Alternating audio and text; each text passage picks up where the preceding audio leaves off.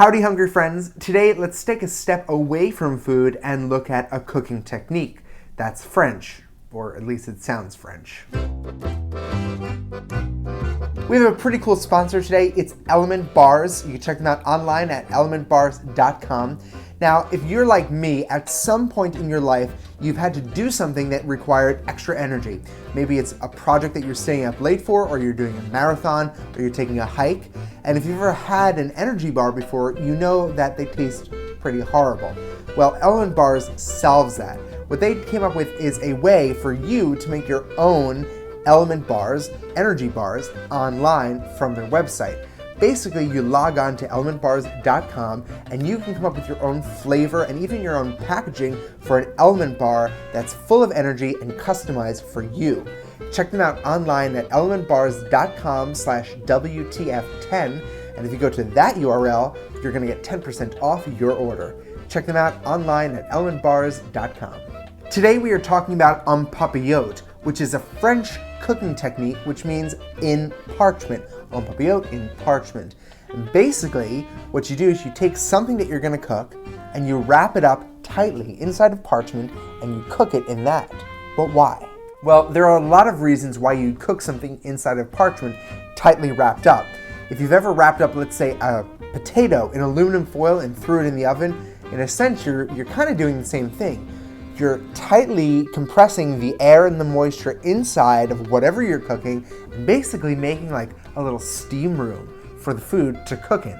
Now, it's generally fish that you're cooking en papillote, so you're basically putting some sort of fish in a steam room and letting him chill out, or actually heat up, in his own juices.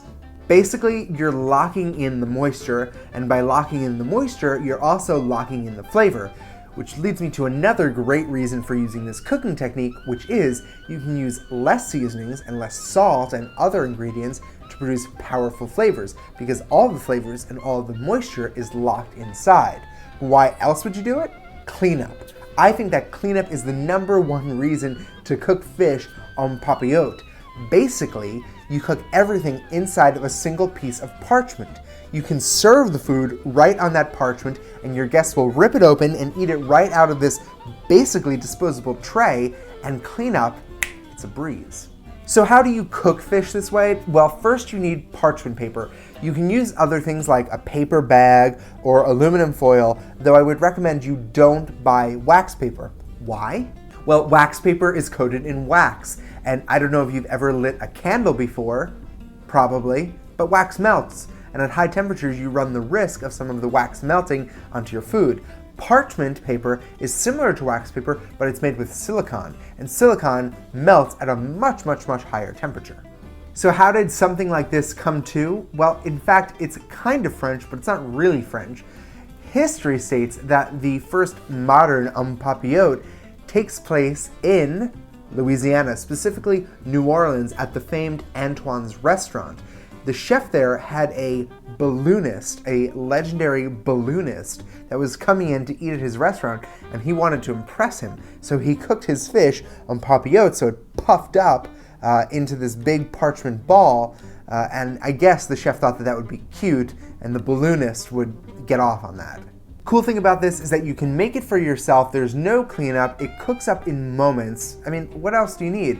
This is something you can make in an oven or in a toaster oven, and it's perfect for all you single folks if you want to have a nice meal by yourself and not have much hassle. So let's cook some fish en papillote. On a piece of parchment, lay a piece of fish. I'm using flounder.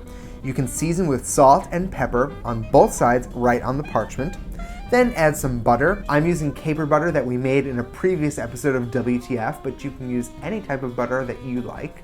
Add some lemon slices and some fresh sage. Of course, if you have any other herb, you can use that. If you have veg that you want to throw in there, you can throw it in there. You can basically put anything inside the magic pouch. It's magical. Then fold it over and crimp the sides along the parchment along the edge of the fish so it's sealed. You can also staple it a few times for extra sealing goodness. Bake it in a toaster oven or in a big oven at 350 degrees for about 15 minutes. Serve en papillote right on the table. You can put a plate below it if you want. but just break it open and eat it right out of the paper. If you make this for a bunch of people, you can cook them all in the oven. Your guests will love breaking into their pouches and might even take up the art of balloon making. Who knows? Tune in tomorrow for another WTF, and be sure to check out our sponsor, elementbars.com/WTF10. I'll see you tomorrow. Ciao.